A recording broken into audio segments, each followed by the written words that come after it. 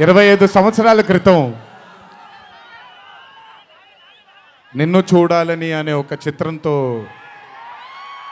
నా కెరీర్ మొదలైంది. భౌతికంగా మన మధ్య లేకపోయినా ఎల్లప్పుడూ ఆయన చల్లని చూపు మన పైన ఉంటుంది. రామోజీరావు గారు నన్ను, కీర్తిశేషులు శ్రీ రామోజీరావు గారు నన్ను ఆయన బ్యానర్లో ఇంట్రడ్యూస్ చేయడం జరిగింది. 25 సంవత్సరాల క్రితం ఎప్పుడైతే ఆ మూవీ ఓపెనింగ్ సెరమనీకి వెళ్ళానో నా పక్కన నాన్నగారు మా అమ్మగారు తప్ప ఎవరూ లేరు. ఒక్కడనే వెళ్ళాను, ఓపెనింగ్ సెరమనీకి వెళ్ళాను. ఏం జరుగుతుందో ఎలా ఉండబోతుందో తెలియదు నాకు. మొట్టమొదటిగా నేను శిరస్సు వంచి పాదాభివందనం చేసుకోవాల్సింది మా నాన్నగారు కీర్తిశేషులు శ్రీ నందమూరి హరికృష్ణ గారికి, మా అమ్మగారు శ్రీ శాలిని గారికి, మా అమ్మగారు లక్ష్మి గారికి కూడా, మా అన్నగారు కీర్తిశేషులు జానకిరామ్ గారికి, మా ఇంకో అన్నగారు నందమూరి కళ్యాణ్ రామ్ గారికి నిజంగా వాళ్ళ ఆశీస్సులు నా మీద ఉన్నందుకు నిజంగా నా ధన్యవాదాలు తెలియజేస్తున్నాను. దీనితో పాటు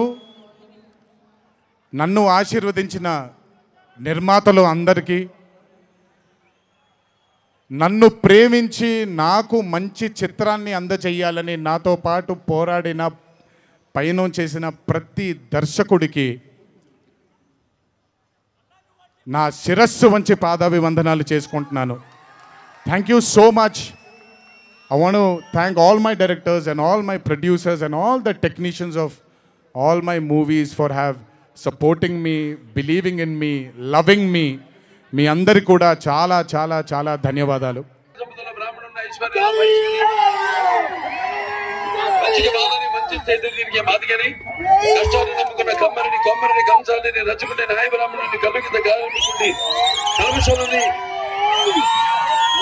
కల్మషంలోని యాదవుని ఆపదలాదుకునే వెలమని వ్యక్తిత్వం రాజుని అమనం అనిపించే కమ్మని పౌరుషంలో రెడ్డిని భుజబలంలో కాపుని అంటుంటా నేను.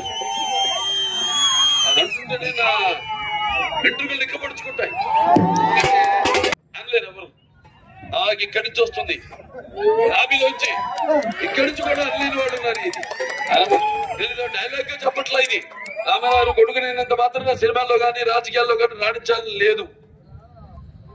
సో అందరి ప్రజలు అంటుంటే నాన్నగారు ఏదైతే అన్నారో ఆయన ప్రజలే దేవుడు, సమాజమే దేవాలయం, అందులో నేను ఖర్చుకుంటాను. అదే ధ్యాసతో నేను ముందుకెళ్తుంటా కాబట్టి నేను ఇవాళ స్థాయి అని చెప్పను. ఆయన విగ్రహావిష్కరణలో స్థాయిల గురించి ఎవడు మాట్లాడటానికి తప్పలేదు.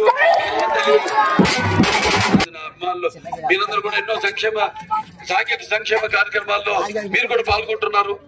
చాలా సంతోషంగా ఉంది, గర్వంగా ఉంది.